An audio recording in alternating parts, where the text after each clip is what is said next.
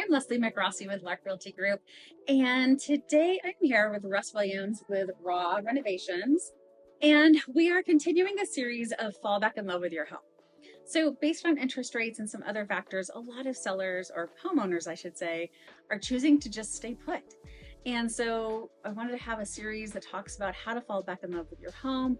We're going to be talking about home renovations, home inspection that you can do to make sure your home is safe, downsizing things and decluttering, and a home warranty also. That will be another part of the series.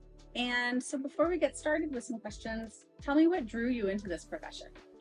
I got into single family real estate back in the last crash in 07 and 08. And ever since then have kind of been working on the institutional side, helping big institutions find contractors.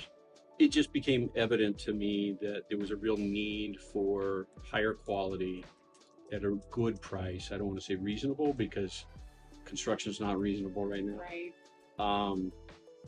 But just people who could communicate, show up on time, do a good job.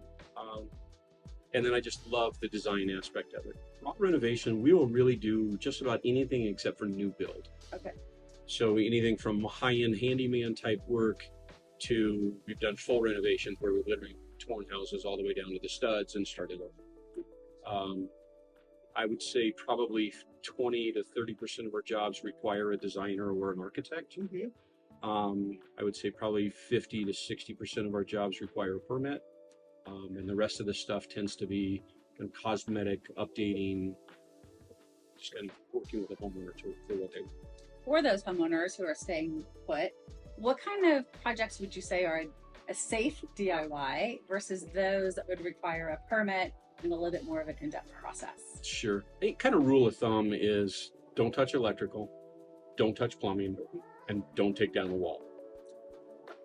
If you can do those three things, right, and you feel qualified to do it, give it a shot. But even if you're dead set that no, this is not a load-bearing wall, if you're not 100% sure, and I will call in a structural engineer, even on walls that I think, oh yeah, no, I know it's not, because I don't want the liability, and why make that kind of mistake? So that'd be a very costly mistake. No, unfortunately, we've had some clients where contractors have come in and cut out the wrong wall, and within a couple of years, you start to see structural movement. It's just not worth the risk. But having said that, we've also had clients who have hired us literally on the hour, by the hour, just to come in and help them learn how to tile.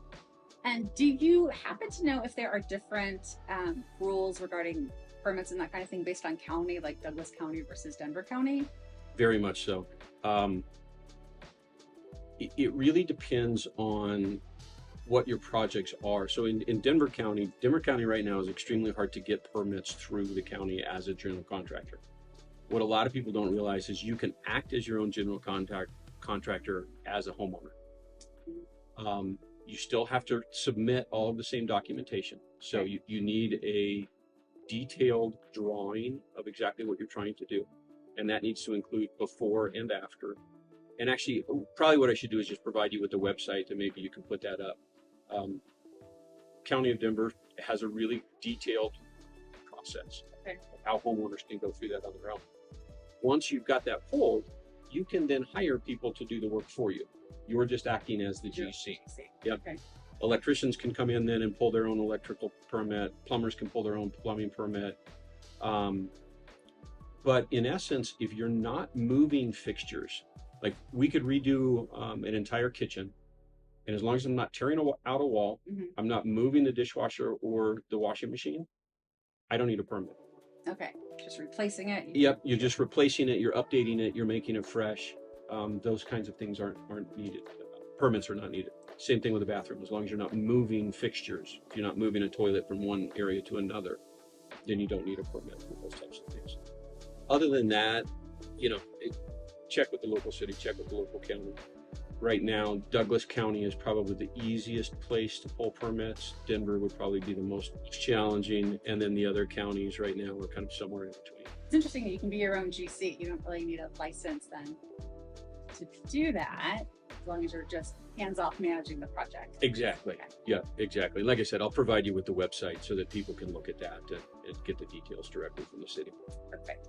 So in some of your new projects coming up and things that you've done this year, are you seeing certain trends in materials that are being used? Something that's new and up and coming, or something that you think is also just classic and timeless?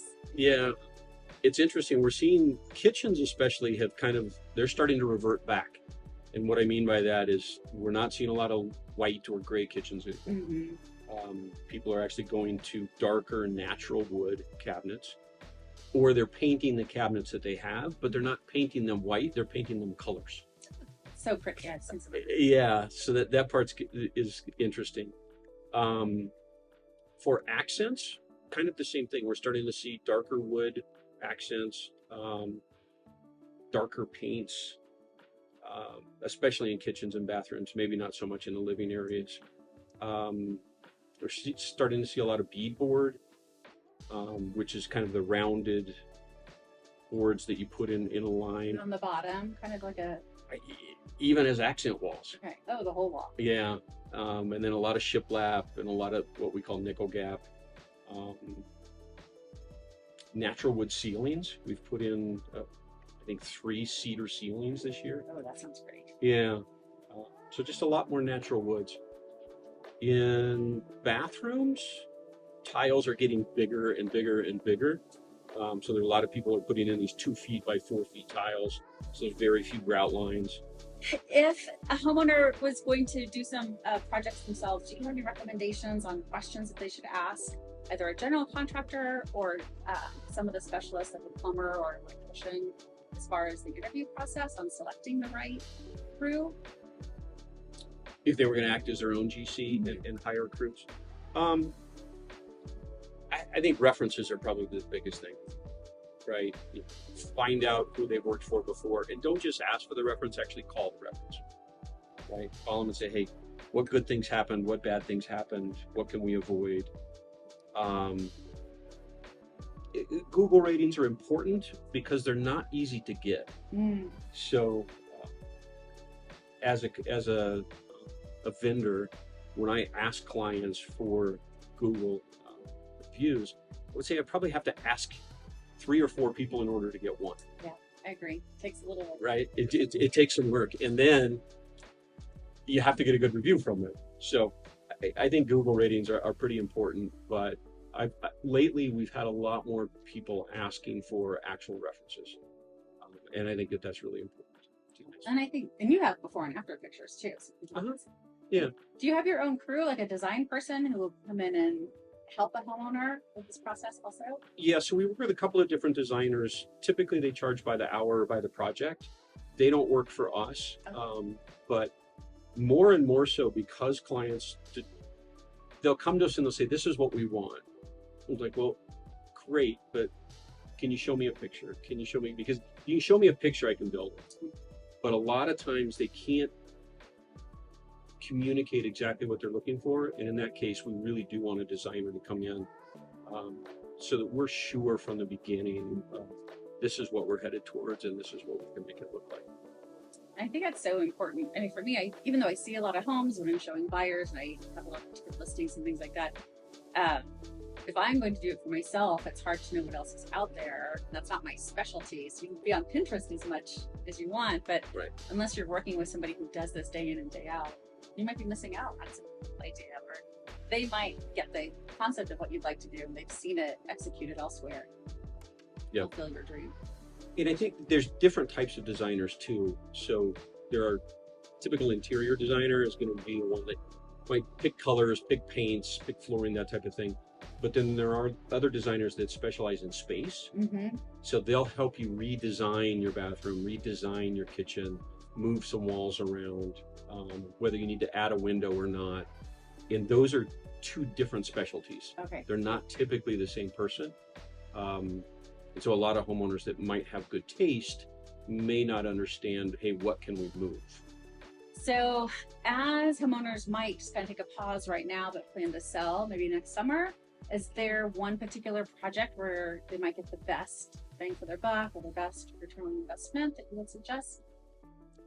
Yeah, it's interesting. I think that everybody has always said kitchens and bathrooms, you can never go wrong, right? They've never been updated before, especially in our area, right? The Corey Merrill, Bonnie Bray, Wash Park, some of these houses are 100 plus years old. So to update those is worth every penny, and you'll get every penny out of it. It was interesting before COVID, everybody wanted an open living space. So they were removing walls and they were making bigger living areas. And now that everybody's been to home together and everybody is a home office, Yeah. we're building more walls and we're putting more doors in It's so just that like people have private offices. It's And nice to have that communal living, but then it might get too loud and right, exactly. populated.